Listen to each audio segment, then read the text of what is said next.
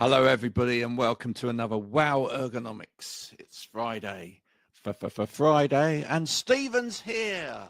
Hello, good afternoon, and hopefully, for those of you who saw the last show, with an improved Wi-Fi connection, because we had one or two, would we call it technical issues, Graham, on my last a few the little last show? technical issues. It's fine. It's fine. We, if people have been waiting for it to the previous episode to appear on Spotify, it's there now. But I just needed to make sure that you got the best theatre experience, should I say?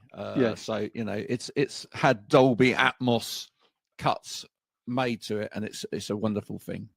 Okay, Well we done haven't to you got for that. Haven't got any dinosaurs in it yet.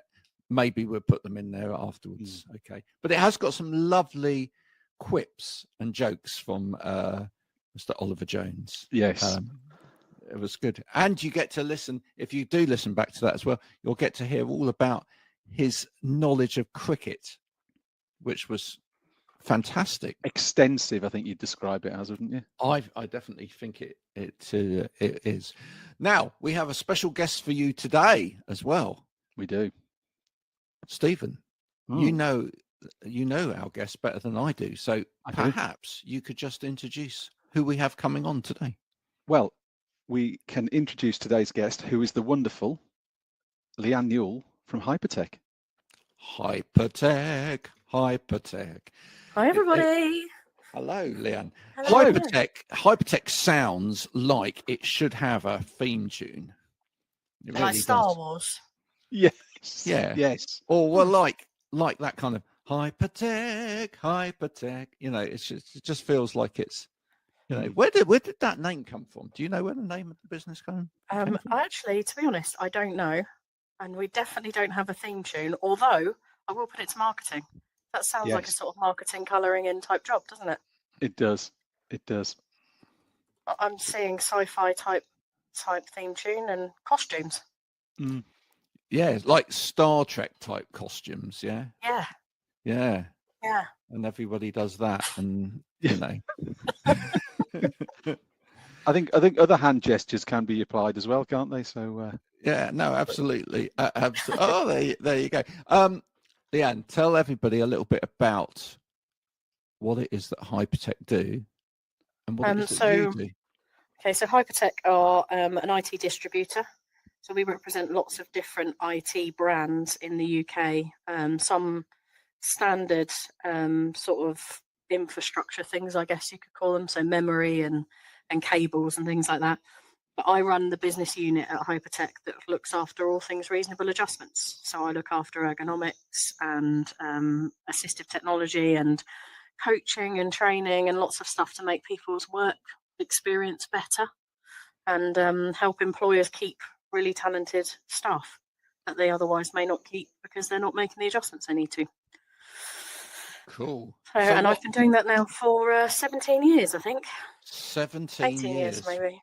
Wow. Yeah. So what does that look like for you on a day-to-day basis? I don't think there's anything I would like to say. I know exactly what each day is going to bring, but that would be a lie. So like the world of ergonomics, really, every person's different, right? So ultimately, I never know when I log on in the morning what it's going to look like. I'm working with vendors to help them develop new products, bring products to market, come up with marketing strategies. We're dealing with the end users themselves, you know, the people that might have challenges that they're trying to overcome, with corporates to look at what their strategy is and are they doing the right thing with their processes and policies. And then the resellers, because we don't sell direct to any organisations, we do it all through the reseller channel. So we're also engaging with them to make sure that they're getting the right messaging out, and that if they're supplying lots of laptop bags and laptops and keyboards, that they're thinking about ergonomics at specification stage, not delivering 4,000 keyboards and then going, 2,000 people have got bad hands. 6 months later, which I know, Stephen, that's a story that you and I have heard so many times. Many times. And it's great to see more businesses sort of thinking about it in advance and getting the whole picture, because that's one of the frustrations that historically is in our industry, is that people just think about, like Leanne just said, just supplying product, but not thinking about the product. Is it the right product?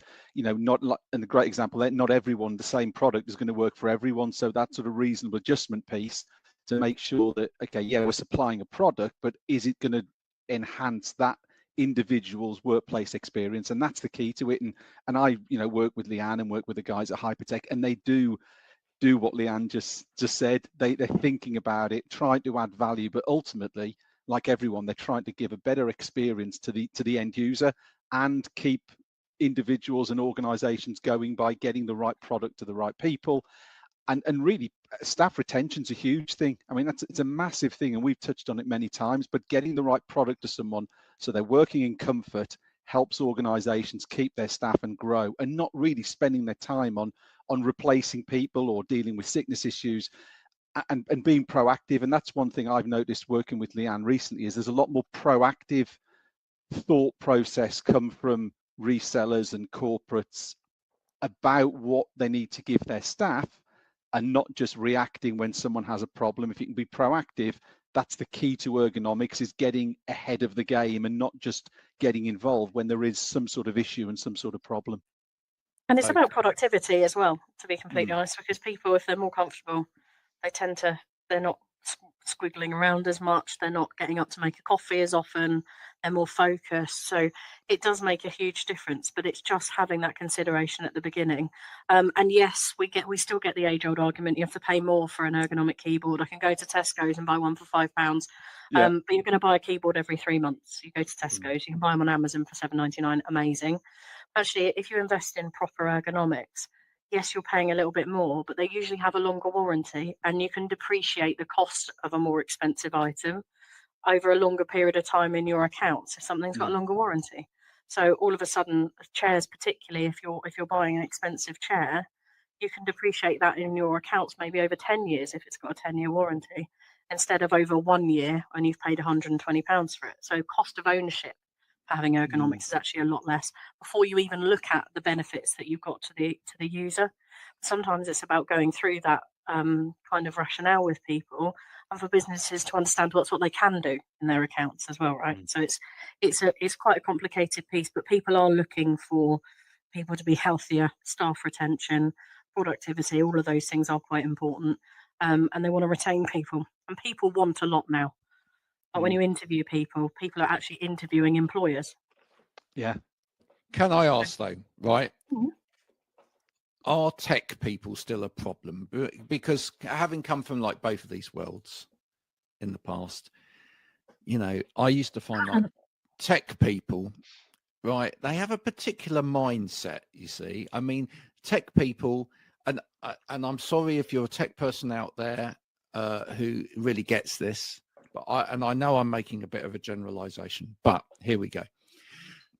So many tech people, they get really excited by like what's in the box. So they get excited by like processing power, and it's got this kind of chipset, and it's got this kind of Radeon, graphics card, and it does all of this and it does that, and then they get excited by the fact that it, like, the keyboard lights up in multi luminous colors, and they can put LED strip lights around themselves in a booth, and they can create this kind of mood lighting and make themselves look like they're on Tron, which is back out of the cinemas soon, folks. But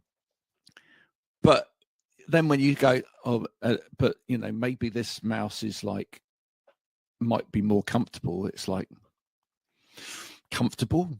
That hasn't really even filtered into my imagination. I just want it to look cool. Do you still have a kind of problem with tech guys just like being drawn towards the aesthetic? And I think probably less. I think there's always an element of people care what it looks like, right? There's no, you couldn't, if I look back to the ergonomics of when I first started, and you put it on the desk, and people would often say then, there's no way I'm using it.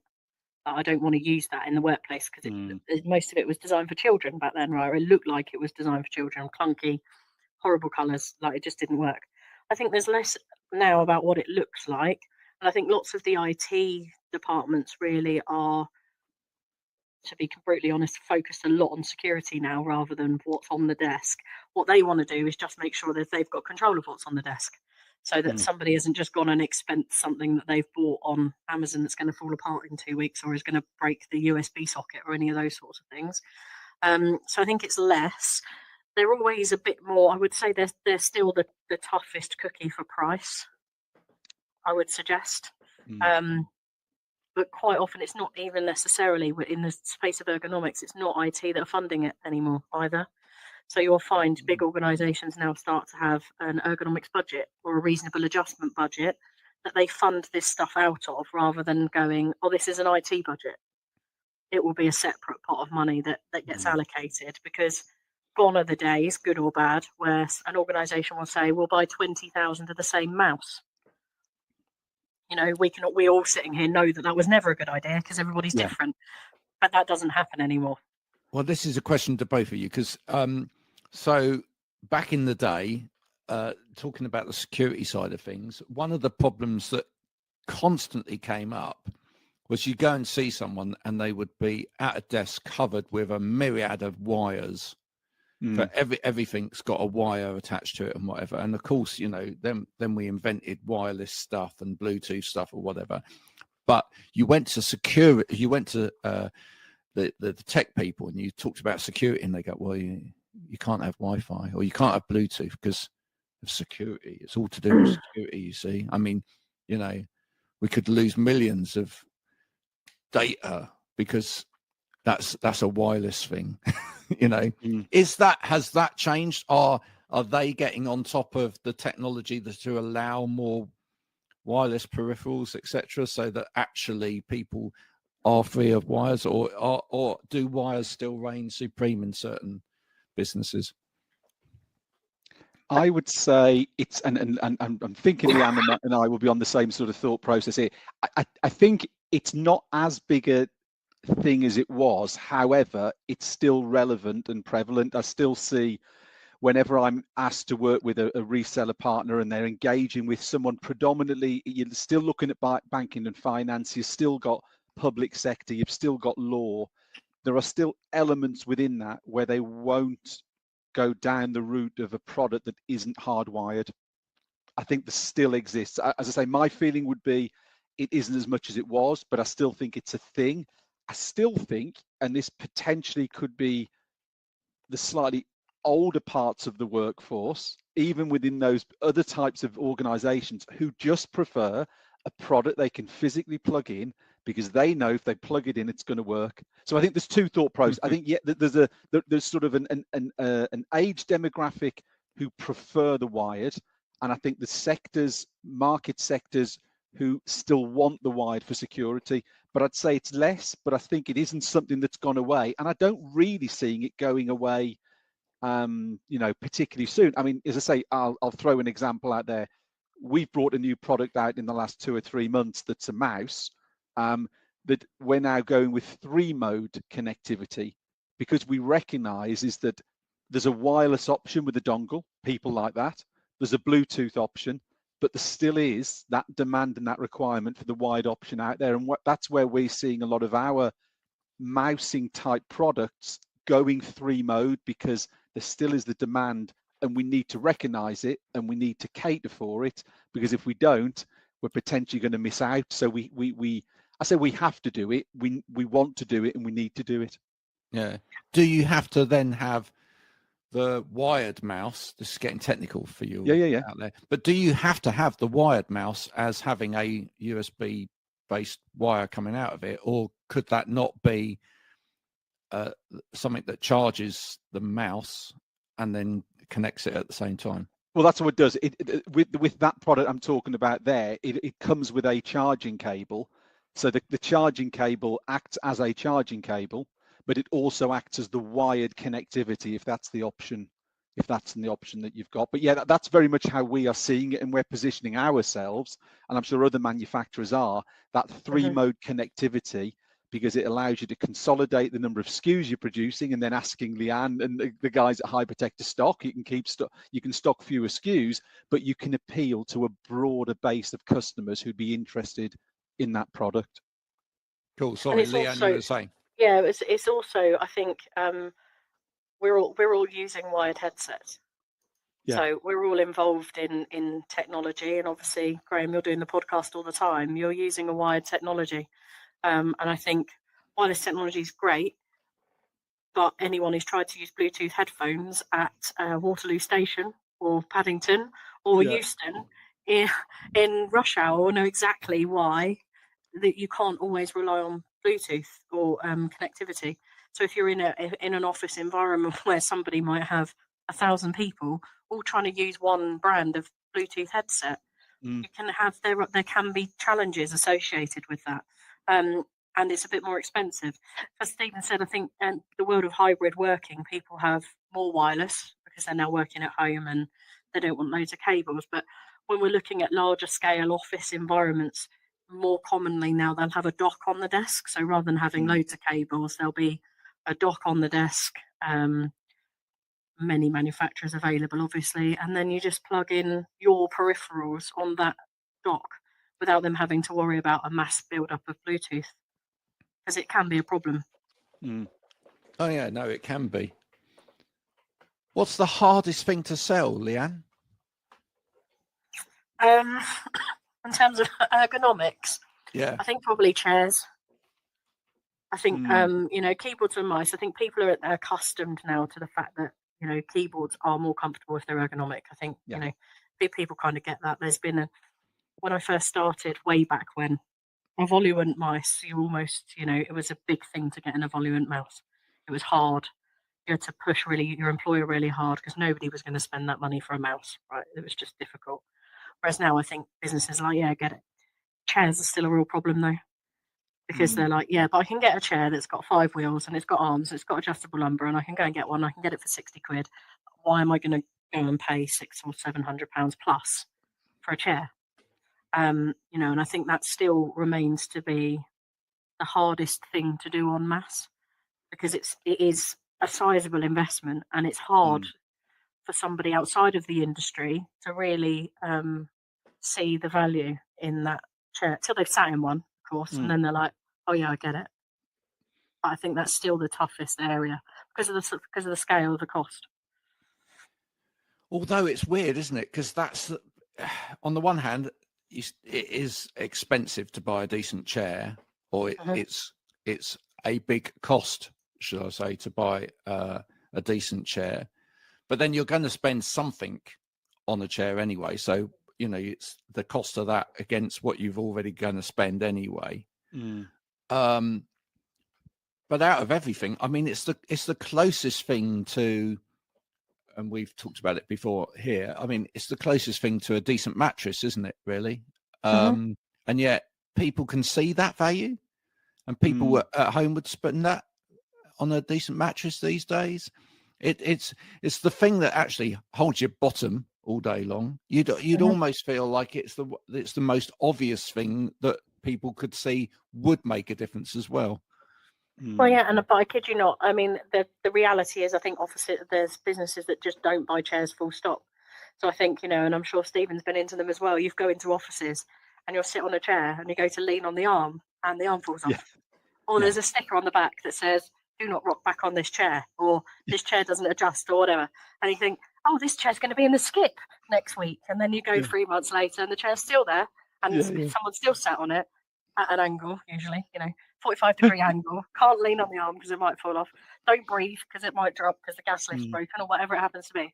I think it's one of those things now that and I don't necessarily think it's deliberate, but I think because of the shift to hybrid working and because people are only sat on it 2 or 3 times a week now compared to 5 days a week, 40 hours a week, people are a bit like, oh, maybe I need to invest less in chairs because, I've only got people in a couple of days a week, so it actually doesn't matter what they're sat on. So doesn't matter. Oh yeah, that's only got one arm. Be all right, mate. We'll just leave him on that. Be fine.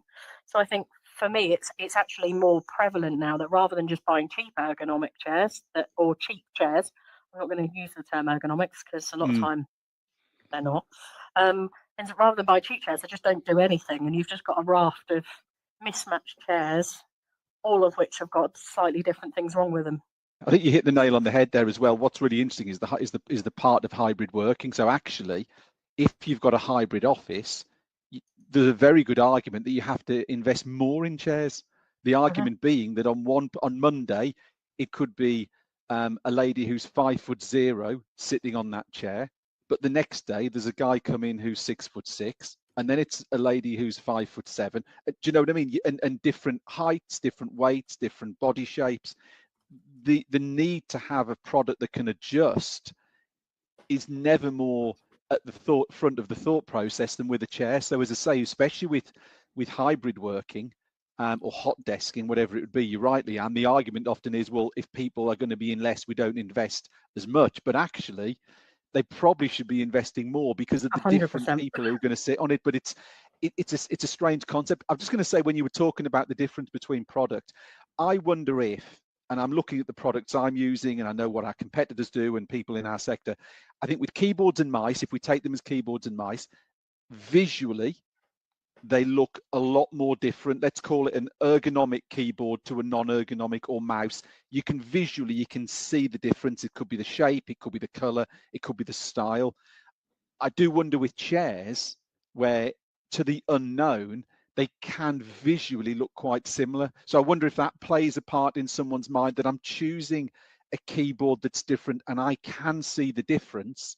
But a chair, I've got a row of 3 chairs and I can't see the difference between the 120, the 350 and the 950. And I wonder if I wonder if the eye and the mind plays a big part in that chair selection process. Well, and people often don't think about back pain, right? So if you say to people that chair is going to give you a bad back, people go, yeah, okay. And it's the same. Stephen, you and I have had the same conversation with keyboards and mice, right? Yeah, or laptops. absolutely. People are sitting with the laptop on their lap. I still see that, and you just think this is ridiculous. But they don't see it, so they get a problem. I think back pain is something that you get much quicker than you get repetitive strain in your hands as well, right? So sitting down for 8 hours, or you're sitting cross-legged anywhere for, well, in my case, about 20 seconds. I'm like, oh, shouldn't have sat like that. I think you feel that a lot quicker. So I think if you're in the wrong chair, you feel it quicker, but you don't think about it until it hurts.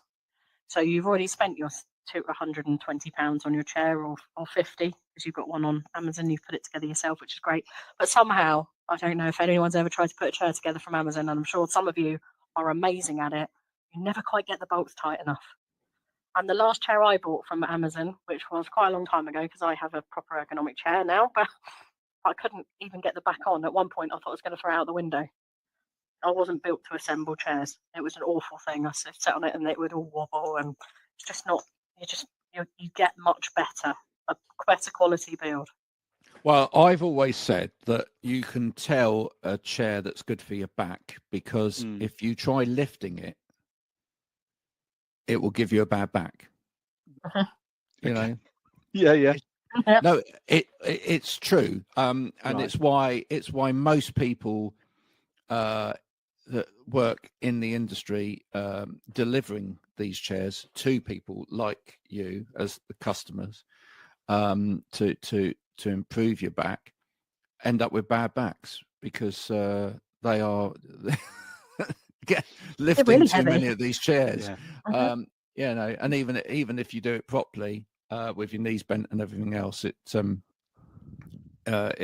can cause problems. But yeah, they're built in a completely, they're built an awful lot better. It's not surprising, I don't think, that some of the ones that have done very well are ones that are aesthetically quite different.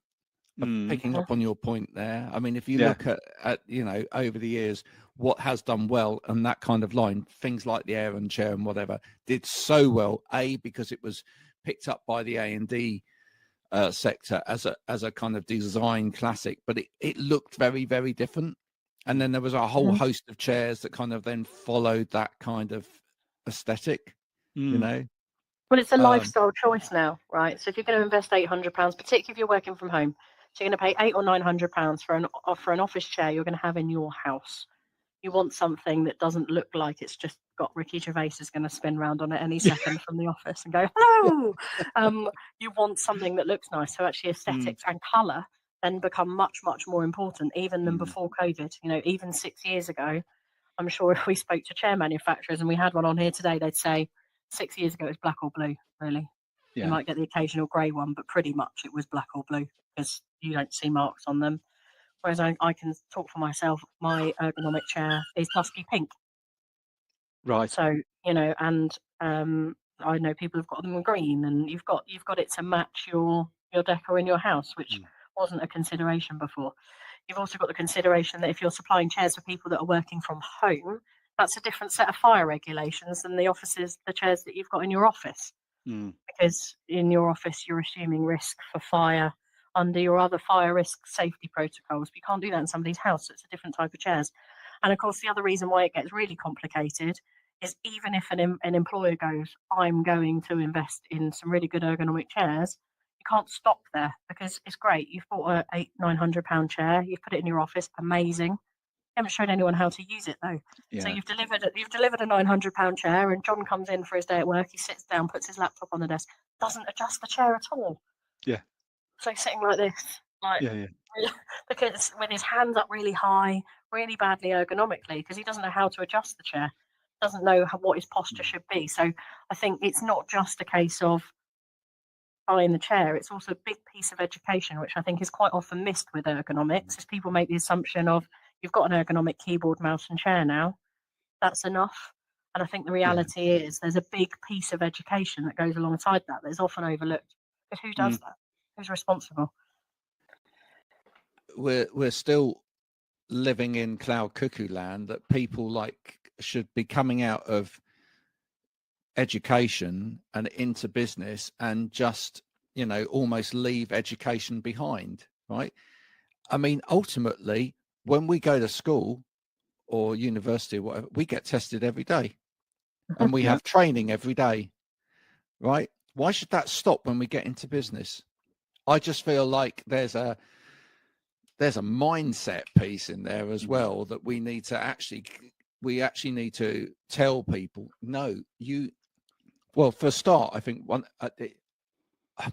I don't know it necessarily sits with the people. I think it sits actually with expectation. I think it sits with the expectation from the organization that people are going to run before they can walk. Right? Because I think ultimately, if you actually said to those people, you will go slowly when you first come in here, right? Because we need to find out more about you, right? And we don't expect you to do your job until we know a bit more about you, right? It might take longer to get them up to speed and running, but ultimately, I think once you'd probably find that once they are up to speed and running, you'd have much more out of them than, assuming that they come with all of this knowledge, assuming that everything's all right. And that's why we're so reactive still in terms of all of this, right? Because what we do is we bring people into an organization, we overload them, and then we wait till they burn out or start having a problem and whatever, and then we get people in and go, can you fix that? Right? We shouldn't be fixing anything. We should know. Yeah. And it actually comes down to poor culture and poor management. And I'm actually really pleased. I'm working with a couple of organisations now who have completely altered their mindset to be a bit more like that. So where before they'd have had people turn up day one, oh, welcome to the business. Can you fill in this paperwork? We need your bank details so we can pay you, all of that sort of business. Very important. Then they go, here's your laptop, here's your keyboard, here's your mouse, here's your headset, here's your laptop bag. Welcome to the company. Off you go. And then 3 months later, they come back and go, I've got a bad hand. Can I have a different mouse, please? No consideration had been given. I'm now working with organisations who are making that consideration. So you still go in on day one, you've still got your forms to fill in, giving your bank details, sign your life away, all that sort of business. And then you get given your laptop and your headset. But then these organisations go, what keyboard and mouse do you want? And they get to go and try a few things. So there's a couple of backers, a couple of gold touch keyboards, a couple of everything. Go in, have a play around, see how you like it. Then we'll order it and get it delivered to your house on day 3. So yes, you're not going to have a keyboard and mouse for the next 48 hours. But actually, when you do get it on day 3, it's going to be the one you want. And we're not going to have invested in a keyboard and mouse that you're going to put in a drawer. And the sustainability impact that has. Yeah. Because we bought plastic, single-use plastic a lot of time because it was a lower value keyboard to start with. single-use plastic that's not been recycled, that's going to sit in somebody's drawer, waste of investment. So I think businesses are starting to come round to that idea that they need to invest more to keep people. I think it's happening more because of the expectations of people coming out of university, because the job market's tough. Recruiting people is difficult at the moment. People come in and it's almost like, what can I get if I work here? Yeah. What can I get from you? So I think that's also playing a big shift. But I think the market is shifting. But, you know, I've been in the industry for 17 years and there's still work to be done. And I'm not saying it's a magic pill, but I think things have changed. We were saying that last time as well, weren't We we? were. I'm absolutely amazed at the fact that, you know, we're still kind of fighting the same fight and talking about the same things as we were like 20, 25 years ago. But it will continue because, you know, we're kind of creatures of habit and very slow to kind of pick up on these things being. It's breaking those habits, isn't it? That's the hard thing. That's why we have to keep doing it, because they are hard habits to break. And but we'll get there. We'll get there in the end. Yeah. Well, we keep being promised by certain people that we know within the sector that they will get Ed Sheeran involved. But I can't see it. We're just waiting. We're waiting to see whether it will happen. Having said that, Ed, if you're watching and listening to this podcast, drop a line, DM, slide into Graham's DMs. You are more than welcome to come on for a chat. There we go. I'd happily talk to Ed Sheeran. I talked to someone that Ed went to see play the other day on the podcast. Oh, who was that? Okay. I spoke to, for my music podcast, I spoke to Hayley Reardon, who, and do check out the clip. It's doing the rounds at the moment on LinkedIn. But basically, Ed, when he filmed his video for Old Phone, which is off from the new album, he did it in a pop-up pub in Ipswich, in Massachusetts, because it's twinned with Ipswich over here, which he's mad about. He sponsors the Ipswich kit, etc. And they got in 3 artists from the local area to play in the pub as people playing in the pub.